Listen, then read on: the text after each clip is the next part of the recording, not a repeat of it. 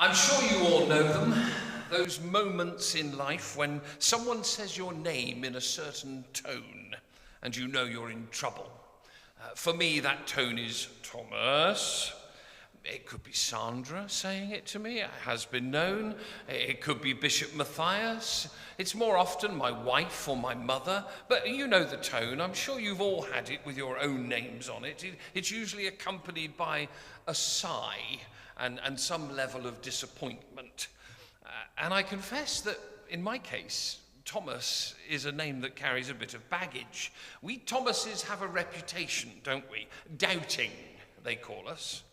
As if that's the worst thing that a person could be. I rather like Thomas. Not just because we share a name, but because he's honest, gritty. He doesn't do groupthink. While the rest of the disciples are insisting that they've seen a miracle, the risen Jesus, Thomas says what many of us are perhaps thinking: unless I see the mark of the nails, I will not believe. Now, that's not unbelief. That's just a refusal to fake it because of what everybody else tells you you ought to believe. Thomas needs to know the truth for himself, not just to receive uncritically the truth of other people. And let's be honest, the church has a tendency from time to time to fake it a bit, to have some groupthink. We've become experts at acting as though belief is something that we can tick off like a shopping list. You know, do you believe in the Trinity? Tick. Resurrection? Check. Yeah. Virgin birth? Tick. Heaven, angels, miracles, the final judgment at the end of time? Check, check, check. Tick, tick, tick. But you know, faith isn't a checklist, is it, my friends? Faith is a relationship. And like any relationship, it has its moments of doubt, of frustration, of miscommunication, and yes, sometimes even absence. You see, Thomas wasn't there when Jesus appeared that first time after the day of resurrection. No one knows where he was. Perhaps he was off getting food for the others, or maybe he was off on his own, just wandering about in the Garden of Gethsemane, trying to make sense of what had just happened. But here's what matters. When they told him, "We've seen the Lord," he didn't pretend to just go along with them. He told the truth of his heart. And then when Jesus appeared again a week later, it wasn't to scold Thomas. It wasn't to shame Thomas. It was to offer exactly what Thomas had asked for: some proof. Now, I know Jesus says, "Blessed are those who have not seen and yet believe," but I don't think he's rebuking Thomas. I think he's blessing the rest of us. Blessed are the ones who don't get a private audience with the Messiah.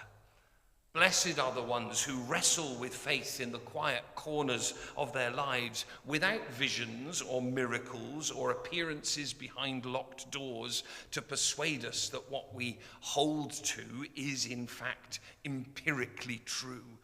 You see, Jesus has a way of meeting doubters like me with grace. And he meets the rest of us too, with grace, with mystery. And that's where the reading from Ephesians comes in.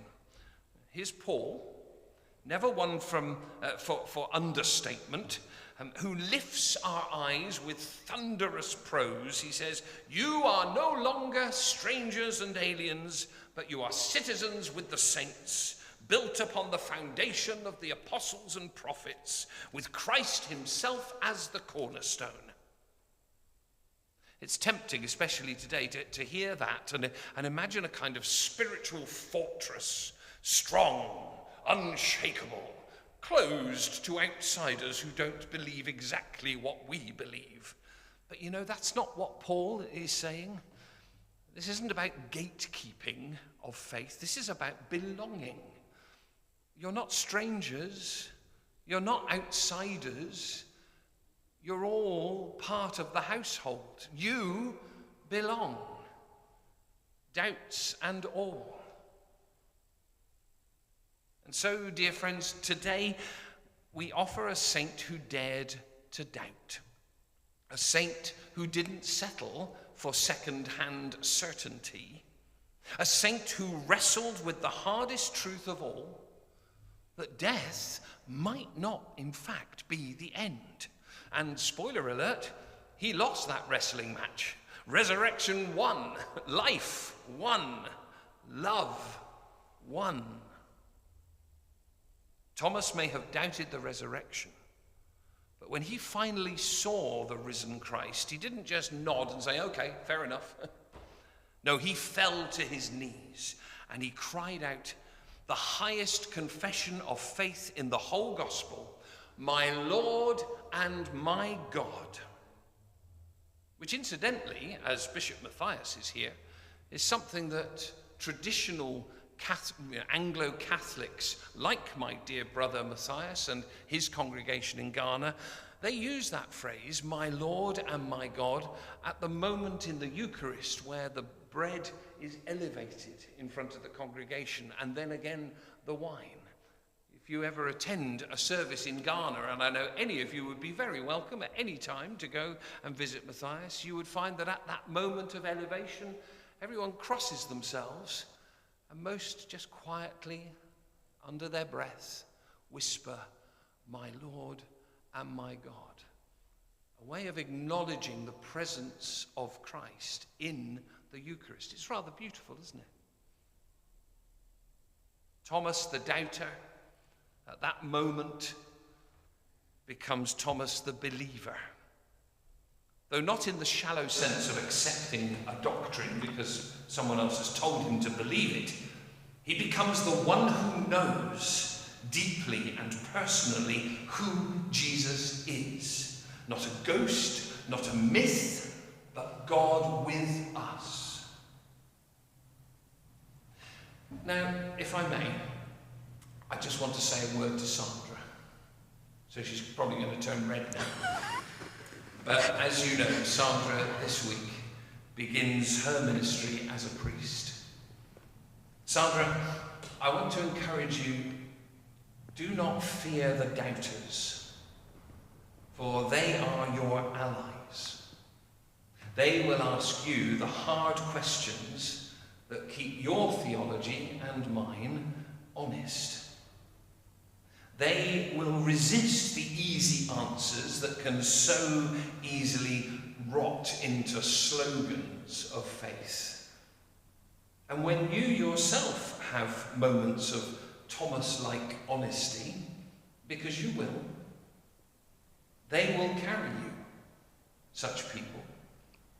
Because the church is not built on certainty, it's built on grace.